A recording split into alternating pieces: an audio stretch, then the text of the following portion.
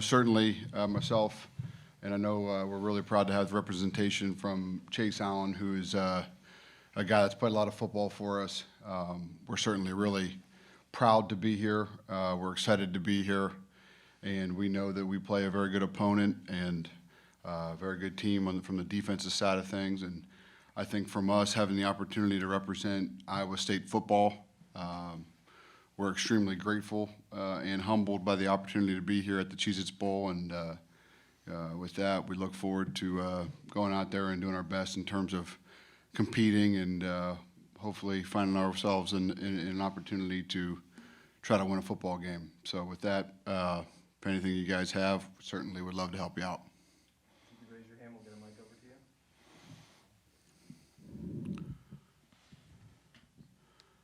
Tom, how do you handle the running back situation?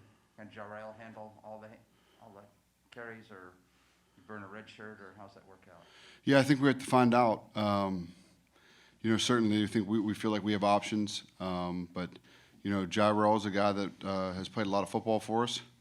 Certainly Brees has carried the football a lot more, I think, as we all know, and I think we have to get in the football game and see exactly where we're at in terms of hand the football off and how much we can handle, and then make some decisions based on that. Sure.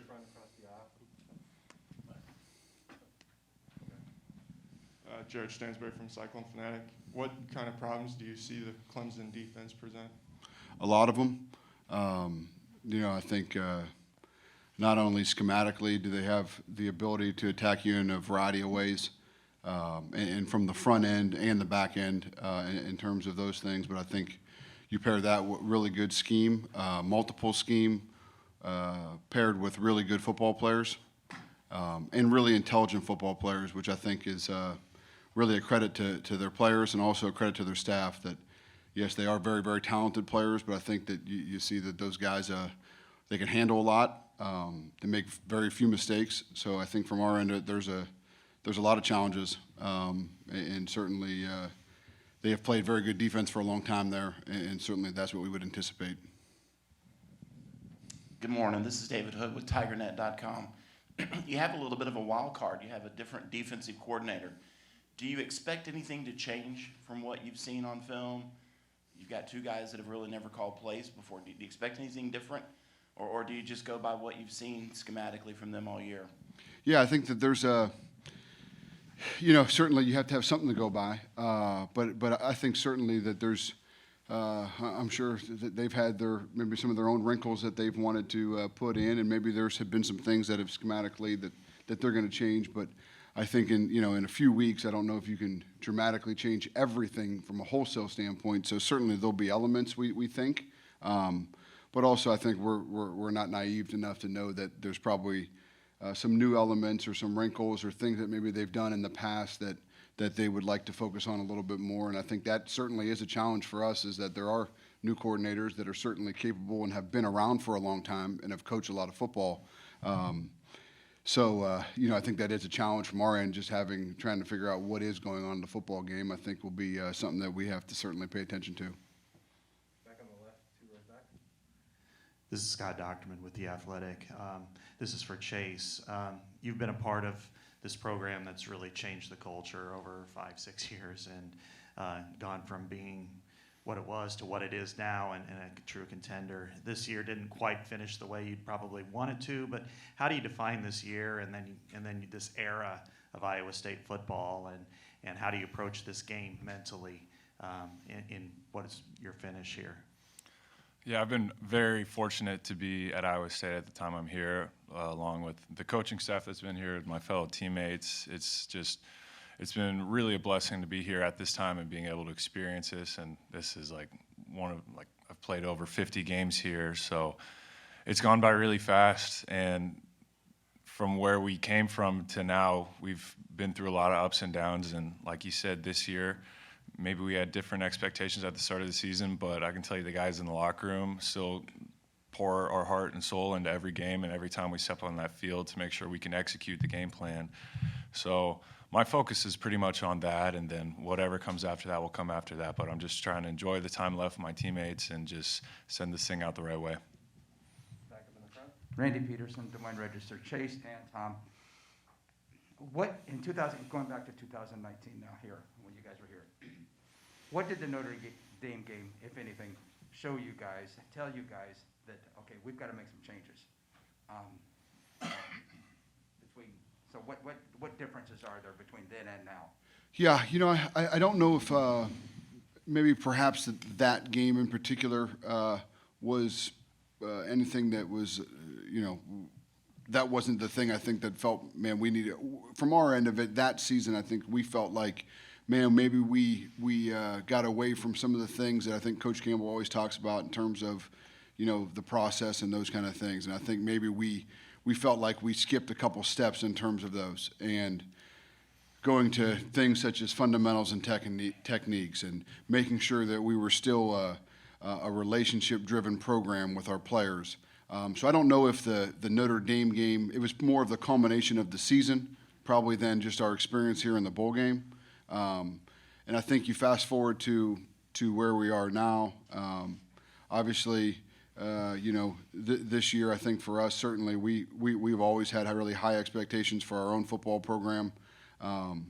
But I think as we look back into this season, I think you look at the guys like Chase Allen's of the world and Charlie Kolar, Brock Purdy, guys like Breece Hall. You know, man, I think we look back with where those guys have started their career and where they have finished as men and as football players, and I think we're extremely proud of where we've come, probably even from 2 years ago at this time to where we are now. Yeah, Scott again from The Athletic. This is for Tom. As you just mentioned, you know, Brock Purdy, Breece Hall, Charlie Kolar, Chase Allen, Xavier Hutchinson, on and on. Probably won't be here next year. Maybe one hops back. I don't know. What does that core group mean to this program and to Iowa State football? And secondly, how much of bowl preparation have you shifted to maybe taking an eye on 2022? And who's going to be replacing a lot of those players next year?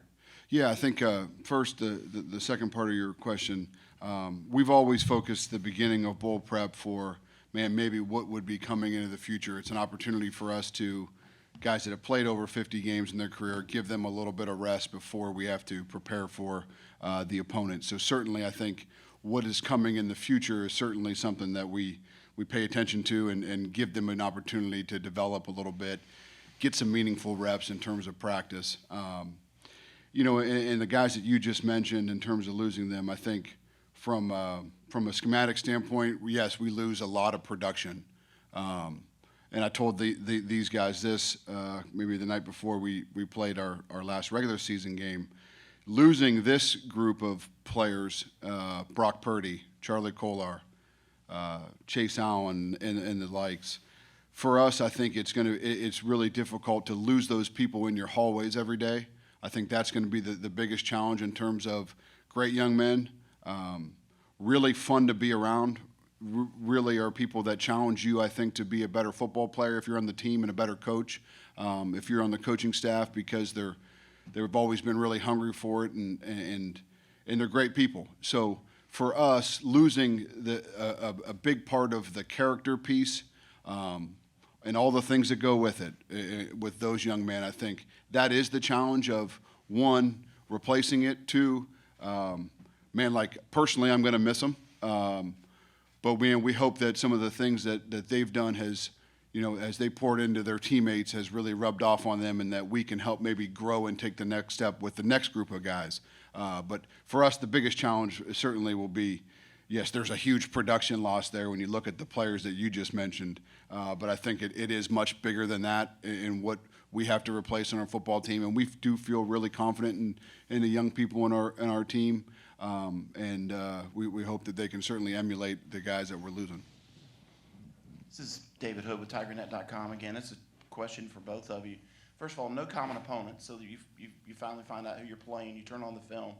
Was there any Clemson defensive player that once you kept watching the film, you kept going, yeah, I really like this guy, or he stands out?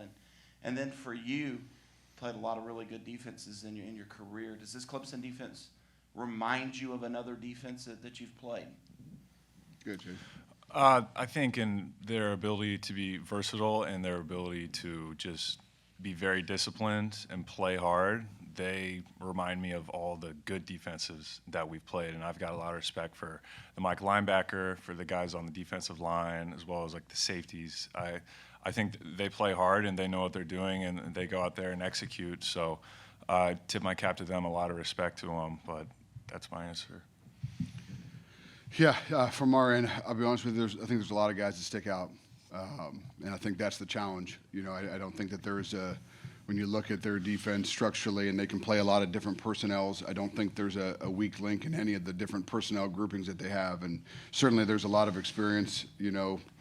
Certainly they've had a lot of experience at the Mike linebacker position. I think both corners were first team all conference, and man, are they really good players. And the safety, I mean, they're really from top end to the bottom end. I think they're just a really talented group. And like Chase said, I think, man, it's really hard to find them not playing really, really hard. And that's always the sign of a great defense. And I think that's one thing. I know when Coach Haycock comes up here and has the opportunity to speak, that's the thing that he takes great pride in, is the defense playing really hard. And that sounds like a really simple thing, but you don't see it everywhere, and you see it every snap with these guys. And on top of that, they're really talented. So certainly, to answer your question, a lot of guys, I mean, everybody stuck out. Two more questions, go Randy and then Scott. Randy Peterson, Des Moines Register. Chase, 6, 7 years ago, whatever it was, when you first stepped on campus, go back over that. I mean, your first few days, whatever it was, the accident, for example, and what happened after that, and you're laughing, Tom. And what happened after that? Did you think you'd make it this far? I think whenever I heard that some guy named Matt Campbell was getting the job here, I really wanted to come play football here, so I didn't really care who it was. And then I just got very fortunate, very lucky when I got to talk to him and the rest of the staff, found out who they were. And then we got there that first season, and things weren't really good. Didn't have a lot of the things that we needed to have in place that we do now. So being able to see that transition, but getting to play against the competition that we've played against the last 3 years, that's what we talked about when we first got here. Like, that's always been the goal and the mission. And every year that expectations within our walls grows. And it's our job as the senior class guys like Brock, Brees, Charlie. Like, you guys have been lucky enough to see them as players. We've been lucky enough to know them as people and see the influence they have upon our walls. So it's big, and if we did our jobs correctly, we'll pass that on to the next group, and they will only continue to carry it higher. Yeah, this is probably for both of you in the same way. And one is, I guess, first of all, the advantages of being able to play 12 and 13 personnel in this day and age. It's been a big plus for you guys schematically. How is that translated to the field? And then secondly, what does Brock Purdy mean to this program? The way he stepped in, I think, was at Oklahoma State as a true freshman, and then has helped coincide with the elevation of the program over 3.5+ years. Yeah, I think first part of your question, in terms of the personnel, when we first got here to Iowa State, there wasn't a scholarship tight end on the roster. And I think where myself and Coach Campbell and kind of our philosophy of offense has always started around players, formations, and plays.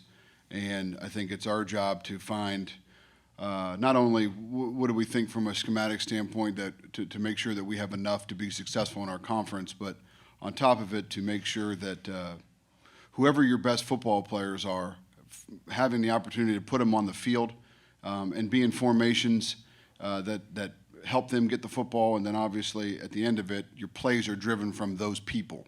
And I think as we've evolved, our hand was kind of forced a little bit in the terms of that we had some really good tight ends. And, obviously Dylan Sander the year prior to, and Chase and Charlie and Jared Russ, those guys, they provided us the opportunity to be a little bit different in terms of what happens in our conference. And also we felt that it has been very advantageous for us in terms of recruiting in the Midwest, which is really our footprint. So, yeah, I think it's given us certainly flexibility. And I think we've been very lucky in terms of having Chase and Charlie that can play wide receiver and also play tight end, and be multiple in that sense of it. So I think that's always our job, is to find what the best players on your team are, and then how do you find the opportunities to be in the right situations, personnel-wise and formations. And we do, to answer your question, we do feel it is a luxury in terms of offensive football for us, that we can't be in 11 personnel, we can be in 12 and 13, and other times we can, be in 14 and things like that, which has helped us, we feel, be successful in terms of moving the football in a consistent fashion. And the Brock Purdy part, it's really hard to play quarterback somewhere for the extended period of time that Brock has played quarterback. When you come in as a freshman and you play, and you've been a consistent person, there's going to be high moments, and there's going to be moments when, it doesn't go so good. And you're going to probably get praise that you don't deserve, and you're probably going to get criticism that you don't deserve. And to me, Brock Purdy, we talk about it all the time, is the one thing that we really kind of hang our hat on in terms of offensive football in our room is, we feel, is toughness. And to steal it from Coach Reich from the Colts, is a relentless pursuit to get better every day and obsession to finish. And I think Brock Purdy has really paved the way for the young people in our program, and I think probably has inspired a lot of people in our program, whether coaches or younger players, that every day he comes and he is on a pursuit to be the best that he can possibly be. It is the exact same every day. And he's brought a lot of joy to, I think, the people of Ames, Iowa, the Cyclone fans, because that kid has really poured everything he possibly could into this football program. And, I know from a coaching standpoint, I got a great sense of gratitude towards him, just for his ability to just keep playing and handle all the things that he had to handle with complete grace, humbleness, and great character. And I don't think, anybody that's been an Iowa State football fan for a long time, I don't think that they'll ever forget Brock Purdy and what he's been able to do over his career at Iowa State. And certainly, he's had some really good moments. But I think, furthermore, I think just his character, his belief in who he is and never wavering from that, I think certainly has probably paved more for the young people in our football program than anything else. You always feel like the cliche coach moment of, when your best players are your hardest workers, you feel really good. And certainly, in Brock's case, he is that guy. So he means a lot to me personally. I know he means a lot to our team, and I'm quite certain that he means a lot to the people of Ames, Iowa. All right, gentlemen, thank you for your time. Enjoy the rest of your week.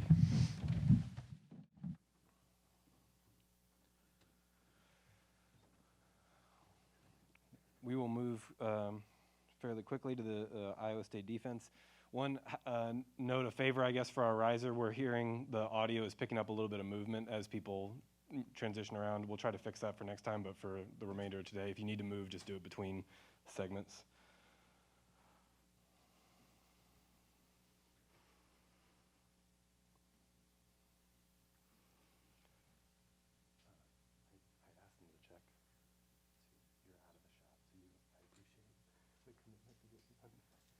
You can just crouch. I think you'll be okay. I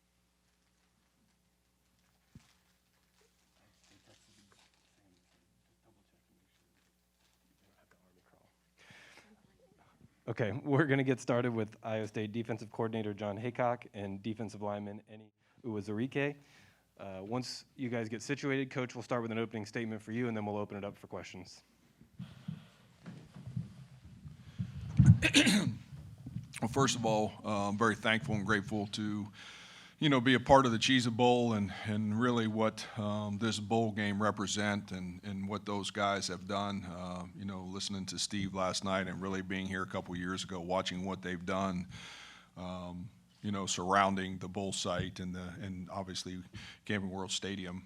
It's really impressive. So it's great to be here. Our guys are excited about it. Worked really hard here in the last few weeks and really appreciative of being here and thankful and grateful that we have the opportunity.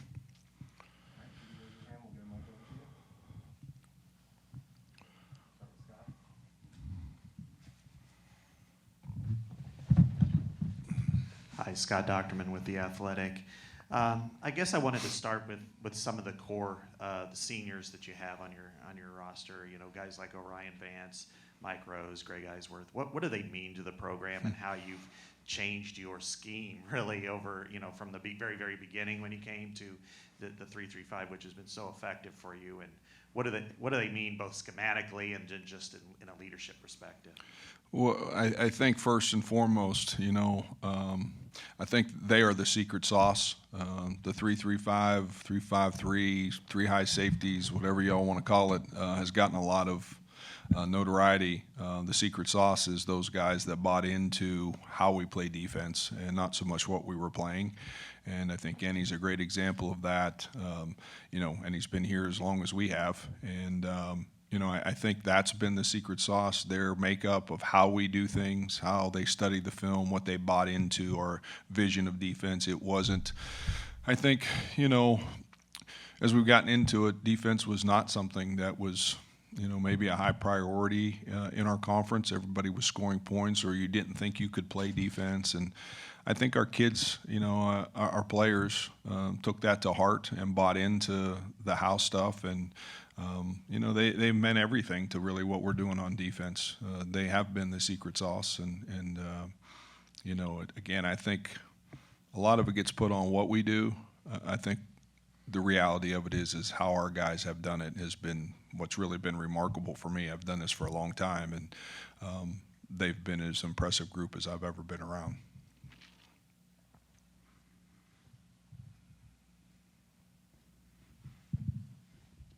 This is for both of you.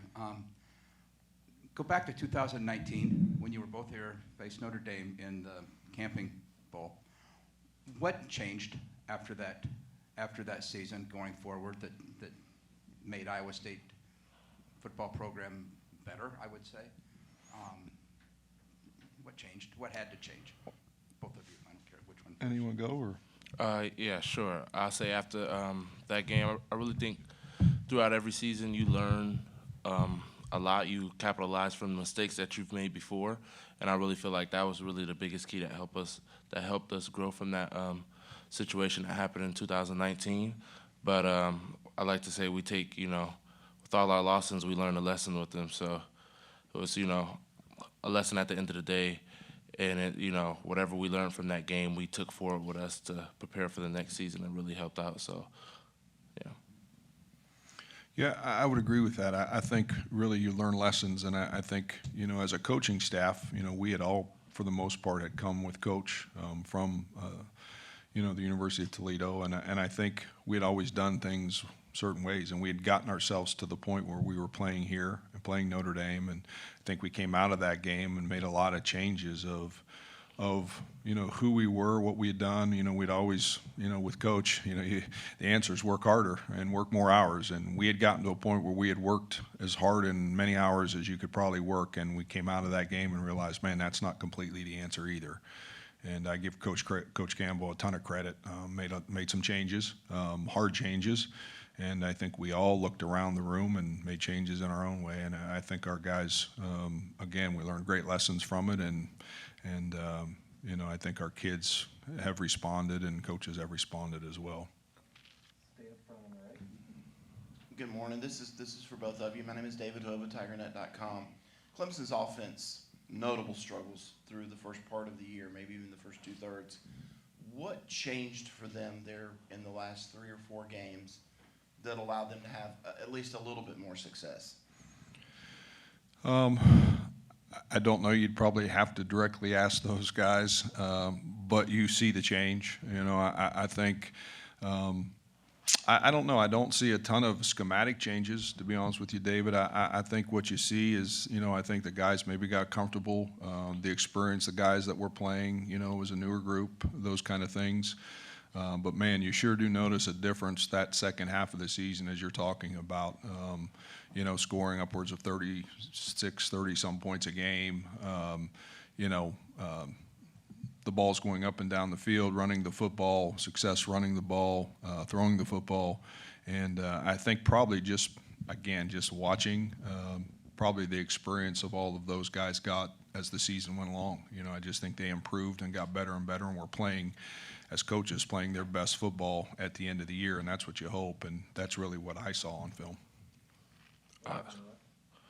Jared Stansberry from Cyclone Fanatic. Coach Campbell talked when the bowl game was announced about his connections with Coach Sweeney, and I think that those have been pretty well documented, the work you guys have done with them. Can you just walk us through that from your end, like when you guys got opportunity to work with them? What did you learn from them? What they maybe tried to learn from you? Well, those guys, again, we were in a new defense, and, you know, when they came up, you know, we gave them a completely different scheme than what we're playing now. So, just teasing.